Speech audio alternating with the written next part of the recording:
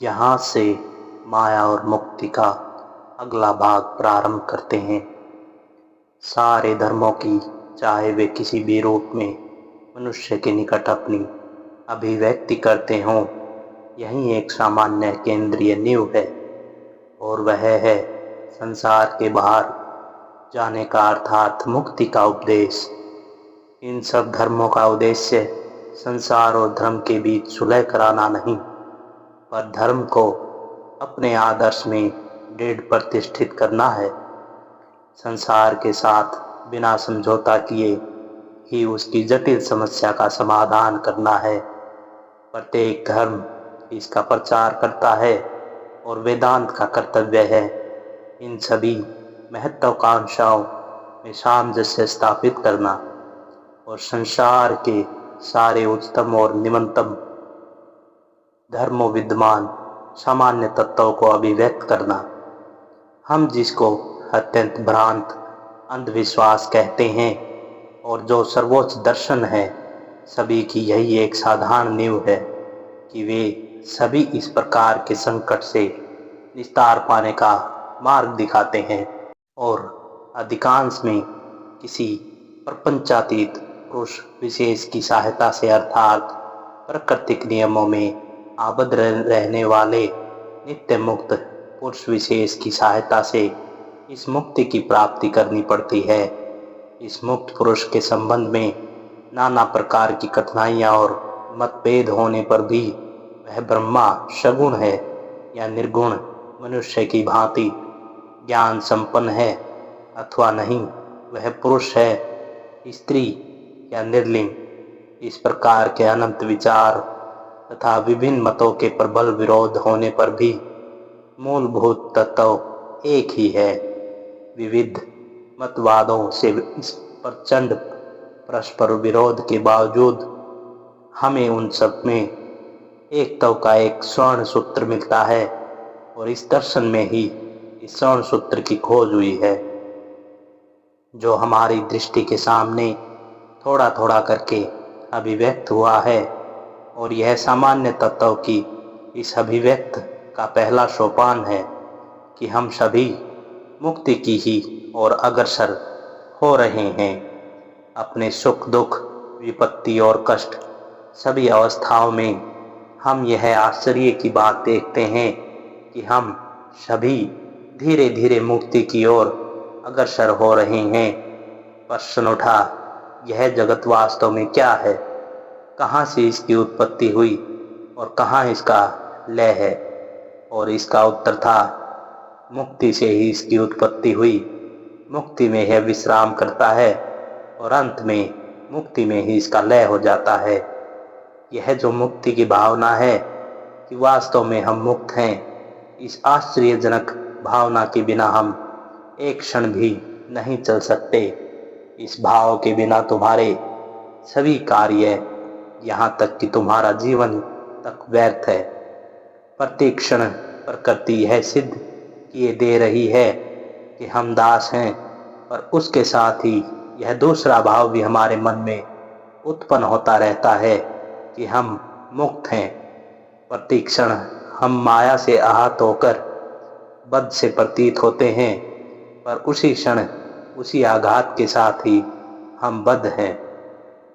इसी भावना के साथ ही और भी एक भाव हम में आता है कि हम मुक्त हैं, मानो हमारे अंदर से कोई कह रहा है कि हम मुक्त हैं। इस मुक्ति की हृदय से उपलब्धि करने में, अपने मुक्त स्वभाव को प्रकट करने में जो बाधाएं उपस्थित होती हैं, वे भी तो एक प्रकार से अनंतिकर्मणीय हैं।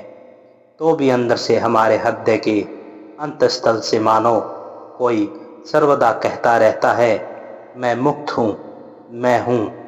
और यदि तुम संसार के विभिन्न धर्मों का अध्ययन करो तो देखोगे कि उन सभी में किसी न किसी रूप में यह भाव प्रकाशित हुआ है। केवल धर्म नहीं, धर्म शब्द को तुम संकीर्ण अर्थ में मत लो, वर्ण सारा सामाजिक जीवन इसी मुक्त भाव की अभिव्यक्ति है। सभी प्रकार की सामाजिक गतियाँ उसी एक मुक्त भाव की विभिन्न अभिव्यक्तियाँ हैं। मानो सभी ने जाने अनजाने उस स्वर को सुना है जो दिन रात कह रहा है, हे थके मांदे और बोझ से लदे हुए मनुष्यों, मेरे पास आओ। मुक्ति के लिए आह्वान करने वाली यह वाणी भले ही एक ही प्रकार की भाषा अथवा एक ही ढंग से प्रकाशित न होती हो, पर किसी न किसी रूप में वह हमारे साथ सदैव विद्यमान है। हमारा यहाँ जो जन्म हुआ है वह भी इसी वाणी के कारण, हमारी प्रत्येक गति इसी के लिए है। हम जाने या न जाने, पर हम सभी मुक्ति की ओर चल रहे हैं, उसी वाणी का अनुसरण कर रहे हैं। जिस प्रकार गांव के बालक उस वंशीदायक के संगीत से खींचकर चले जाते थे, उसी प्रकार हम भी बिना जाने ही उस मधुर वाणी का अनुसरण कर रहे हैं। जब हम उस वाणी का अनुसरण करते हैं तभी हम नीति परायण होते हैं। केवल जीवात्मा नहीं, वरन छोटे से छोटे जड़ प्राणी से लेकर ऊंचे से ऊंचे मनुष्य तक सभी ने वह स्वर सुना है और सब उसी की दिशा में दौड़े जा रहे हैं। और इस चेष्टा में या तो हम परस्पर मिल जाते हैं या एक दूसरे को धक्का देते रहते हैं। इसी प्रतिद्वंद्विता, हर्ष, संघर्ष, जीवन, सुख और मृत्यु उत्पन्न होते हैं। और उस वाणी तक पहुंचने के लिए यह जो संघर्ष चल रहा है, समग्र विश्व उसी का परिणाम मात्र है। हम यही करते आ रहे हैं, यही व्यक्त प्रकृति का परिचय है। इस वाणी के सुनने से क्या होता है? इससे हमारे सामने का दृश्य परिवर्तित होने लगता है। जैसे ही तुम इस स्वर को सुनते हो और समझते हो कि यह क्या है, वैसे ही तुम्हारे सामने का सारा दृश्य बदल जाता है। यही जगत जो पहले माया का भीमतश युद्ध क्षेत्र था, अब और कुछ अपेक्षाकृत अधिक सुंदर हो जाता है। तब फिर प्रकृति को कोसने की कोई आवश्यकता नहीं रह जाती। संसार बड़ा भीमतश है अथवा यह सब वृथा है, यह कहने की भी आवश्यकता नहीं रह जाती। रोने चिल्लाने का भी प्रयोजन नहीं रह जाता। जैसे ही तुम ईश्वर का अर्थ समझते हो, वैसे ही तुम्हारी समझ में आ जाता है कि इन सब चेष्टा, इस युद्ध, इस प्रतिद्वंद्विता, इस कठिनाई, इस निष्ठुरता, इन सब छोटे छोटे सुख एवं आनंद आदि का प्रयोजन क्या है। तब यह स्पष्ट समझ में आ जाता है कि यह सब प्रकृति के स्वभाव से ही होता है। हम सब जाने अनजाने उसी स्वर की ओर अग्रसर हो रहे हैं, इसलिए यह सब हो रहा है। अतएव समस्त मानव जीवन, समस्त प्रकृति उसी मुक्त भाव को अभिव्यक्त करने की चेष्टा कर रही है। बस सूर्य भी उसी ओर जा रहा है, पृथ्वी भी इसलिए सूर्य के चारों ओर परिक्रमा कर रही है, चंद्र भी इसलिए पृथ्वी के चारों ओर घूम रहा है। उस स्थान पर पहुंचने के लिए समस्त ग्रह नक्षत्र दौड़ रहे हैं और वायु बह रही है। उस मुक्ति के लिए ही बिजली द्रव घोष करती है और मृत्यु भी उसी के लिए चारों ओर घूम फिर रही है। सब कोई उसी दिशा में ही जाने का प्रयत्न कर रहे हैं। साधु भी उसी ओर जा रहे हैं, बिना गए वे रह भी नहीं सकते। उनके लिए यह कोई प्रशंसा की बात नहीं। पापियों की भी यही दशा है। बड़ा दानी व्यक्ति भी उसी को लक्ष्य बनाकर सरल भाव से चला जा रहा है। बिना गए वह रह ही नहीं सकता। और एक भयानक कंजूस भी उसी को लक्ष्य बनाकर चला जा रहा है। जो बड़े सत्कर्मशील हैं, उन्होंने भी उसी वाणी को सुना है और सत्कर्म किए बिना रह नहीं सकते। और एक घोर आलसी व्यक्ति का भी यही हाल है। हो सकता है एक व्यक्ति दूसरे की अपेक्षा अधिक ठोकरें खाए। जो व्यक्ति अधिक ठोकरें खाता है उसे हम बुरा कहते हैं, और जो कम उसे सज्जन या भला कहते हैं। भला और बुरा ये दोनों भिन्न चीजें नहीं हैं, दोनों एक ही हैं। उनके बीच का भेद प्रकारगत नहीं, परिणामगत है। अब देखो, यदि यह मुक्त भाव रूपी शक्ति वास्तव में समस्त जगत में कार्य कर रही है, तो अपने विशेष आलोच्य विषय धर्म में ही उसका प्रयोग करने पर हम देखते हैं कि सभी धर्मों में इस एक भाव को स्वीकार किया गया है। अत्यंत निम्न कोटि के धर्म को लो, जिसमें किसी मर्त पूर्वज अथवा निष्ठुर देवताओं की उपासना होती है। इन उपास्य देवताओं अथवा मृत पूर्वजों के बारे में क्या धारणा है? यही कि वे प्रकृति से उन्नत हैं। इस माया के द्वारा वे बद्ध नहीं हैं, पर हाँ, प्रकृति के बारे में उपासक की धारणा अवश्य बिल्कुल सामान्य है। उपासक एक मूर्ख अज्ञानी व्यक्ति है। उसकी बिल्कुल स्थूल धारणा है, वह घर की दीवार को भेद कर नहीं जा सकता अथवा आकाश में विचरण नहीं कर सकता। अतः इन सब बाधाओं का अतिक्रमण करना, बस इसके अतिरिक्त उसकी शक्ति की कोई उच्चतर धारणा है ही नहीं। अतः वह ऐसे देवता की उपासना करता है जो दीवार भेद कर अथवा आकाश में उड़कर आ जा सकते हैं, अथवा जो अपना रूप परिवर्तित कर सकते हैं।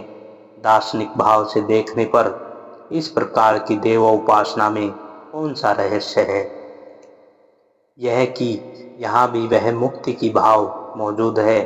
उसकी देवता संबंधी धारणा प्रकृति संबंधी अपनी धारणा से उन्नत है, और जो लोग तदपेक्षा उन्नत देवों के उपासक हैं, उनकी भी उस एक ही मुक्ति की दूसरे प्रकार की धारणा है। जैसे जैसे प्रकृति के संबंध में हमारी धारणा उन्नत होती जाती है, वैसे ही वैसे प्रकृति की प्रभु आत्मा के संबंध में भी हमारी धारणा उन्नत होती जाती है। अंत में हम अकेश्वरवाद में पहुंच जाते हैं, जो माया या प्रकृति को स्वीकार करता है और जिसके मतानुसार मायाधीश एक ईश्वर ही है। जहाँ सर्वप्रथम इस अकेश्वरवाद सूचक भाव का आरंभ होता है, वही वेदांत का आरंभ हो जाता है। वेदांत इससे भी अधिक गंभीर अन्वेषण करना चाहता है। वह कहता है कि इस माया प्रपंच के पीछे जो एक आत्मा मौजूद है, जो माया का स्वामी है, पर जो माया के अधीन नहीं है, वह हमें अपनी ओर आकर्षित कर रहा है और हम भी धीरे धीरे उसी की ओर जा रहे हैं। यह धारणा है तो ठीक, पर अभी भी यह धारणा शायद स्पष्ट नहीं हुई है। अब भी यह दर्शन मानो अस्पष्ट और असफूट है, यद्यपि वह स्पष्ट रूप से युक्ति विरोधी नहीं है। जिस प्रकार तुम्हारे यहाँ प्रार्थना में कहा जाता है, मेरे ईश्वर तेरे अति निकट, वेदांती भी ऐसी प्रार्थना करता है, केवल एक शब्द बदलकर मेरे ईश्वर, मेरे अति निकट। हमारा चरम लक्ष्य बहुत दूर है, प्रकृति से अतीत प्रदेश में है। वह हमें अपनी ओर खींच रहा है। उसे धीरे धीरे हमें अपने निकट लाना होगा, पर आदर्श की पवित्रता और उच्चता को अक्षुण्ण रखते हुए मानो यह आदर्श कर्मश हमारे निकटतर होता जाता है। अंत में स्वर्ग का ईश्वर मानो प्रकृति सत ईश्वर बन जाता है। फिर प्रकृति में और ईश्वर में कोई भेद नहीं रह जाता। वहीं मानो इस ध्येय मंदिर में अधिष्ठात्र देवता के रूप में और अंत में इसी देह मंदिर के रूप में परिज्ञात होता है। बस यही वेदांत की शिक्षा का अंत है, जिसको ऋषिगण विभिन्न स्थानों में खोजा करते थे। वह हमारे अंदर ही है। वेदांत कहता है, तुमने जो वाणी सुनी थी वह ठीक सुनी थी, पर उसे सुनकर तुम ठीक मार्ग पर चले नहीं। जिस मुक्ति के महान आदर्श को तुमने अनुभव किया था वह सत्य है, पर उसे बाहर की ओर खोजकर तुमने भूल की। इसी भाव को अपने निकट और निकटतर लाते चलो, जब तक कि तुम यह जान न लो कि यह मुक्ति, यह स्वाधीनता तुम्हारे अंदर ही है। वह तुम्हारी आत्मा की अंतरात्मा है। यह मुक्ति बराबर तुम्हारा स्वरूप ही थी, और माया ने तुम्हें कभी भी बद्ध नहीं किया। तुम अपना अधिकार जमाने की सामर्थ्य प्रकृति में भी कहीं नहीं थी। डरे हुए बालक के समान तुम स्वप्न देख रहे थे कि प्रकृति तुम्हारा गला दबा रही है। इस भय से मुक्त होना ही लक्ष्य है। केवल इसे मुक्ति से जानना ही नहीं, वरन प्रत्यक्ष करना होगा, अप्रोक्ष करना होगा। हम इस जगत के जितने स्पष्ट और जितने हम मुक्त होंगे, तभी हमारी सारी कठिनाइयों का अंत होगा। तभी हृदय की सारी उलझनें नष्ट होंगी, सारी वक्रताएं सरल हो जाएंगी। तब यह विविधता और प्रकृति का भ्रम चला जाएगा। तब यह माया आज के समान भयानक, अवसादक कारक, शवपन्न होकर अति सुंदर रूप में दिखेगी। और यह जगत जो इस समय कारागार के समान प्रतीत हो रहा है, क्रीड़ा क्षेत्र के रूप में धारण कर लेगा। तब सारी विपत्तियां, जटिलताएं और तो और हम जो सब यंत्रणाएं भोग रहे हैं, वे भी भ्रम भाव से प्रेरित हो जाएंगी और हमारे सम्मुख अपना प्रकट स्वरूप अभिव्यक्त करेंगी। तब हम देखेंगे कि सारी वस्तुओं के पीछे सबके सरसता स्वरूप वही विद्यमान है, और हम जान लेंगे कि वही हमारा वास्तविक अंतरात्मा स्वरूप है। धन्यवाद।